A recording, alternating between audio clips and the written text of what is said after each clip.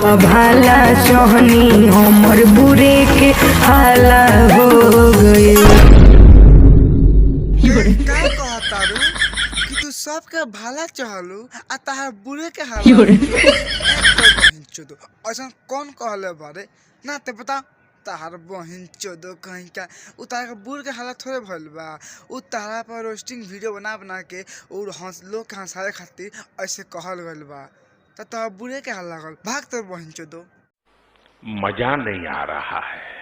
त आज हम फिर से बात करले बानी भोजपुरी गाना के। तो भाई लोग सच कहतन तोहनी की कसम कि आज के वीडियो में बहुते गाना फार बनल बा। यही से कहतन भाई लोग वीडियो जल्दी से लेकर लास्ट देखम काहे कि आज के वीडियो में बहुते मजा आई।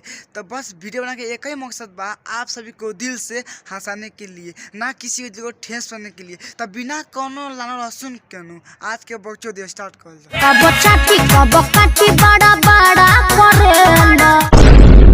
का बात करता कबो चाटी कबो काटी बारा करेला ए तार बहिन चोदो का तार काट के आ का चाट के तार बारा करता तनी खोल के बताओ तब तारा का नु पहले में मजा आई। जो मौका है वही मेरे से इंटरव्यू लेगा।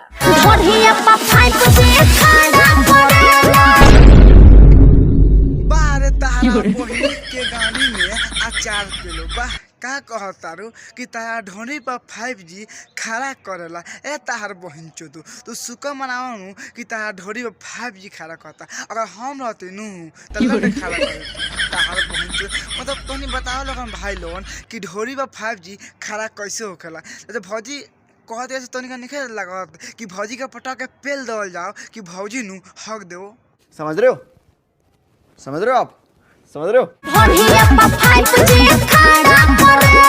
ए ताहार बहिन चोदो उ ताहार भत्तार ह। अब ढोरी पर खड़ा करे चाहे ताहार गाड़ी में गधा के लन पेल देवे ओ से हमरा कुछो ले दे के नहीं कि जैसे तू कहता नु कि ढोरी पर 5G खड़ा करेला। त भाई लोग तोहनी के बता दी ये भौजी के ढोनी में कति जीबी अब पहले रैम में रखा अब इनका ढोनी पर 5G खड़ा होता।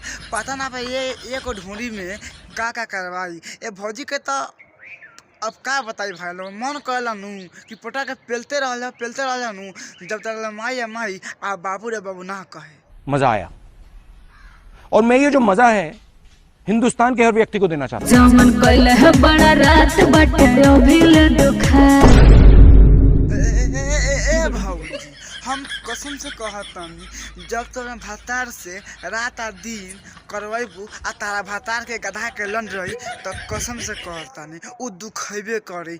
ई ना कि तारा आराम लागी कि नु कि बाद में कहबू ए भतार जी आओ ना रात के पेलते रह।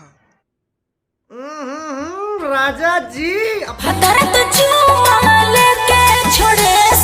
का बात करता हूँ कि तारा भतार खाली चुमा लेके छोड़ता काहे भौजी तारा भतार के लंड में दम नहीं के का कैसे कहतारू। चलो हम मानी कि तारा भतार खाली चुमा लेके छोड़ देता तो फिर तारा प्लत कौन बा पहले वाला का नाम बताओ। समझ रहे हो? समझ रहे हो आप? समझ रहे हो?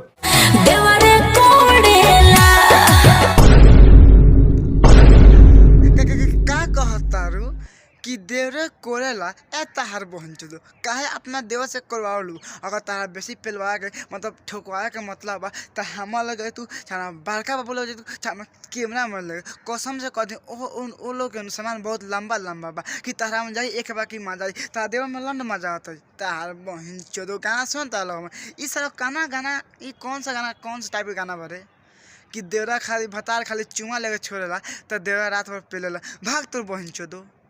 साले का खोपड़ी तोड़ साले।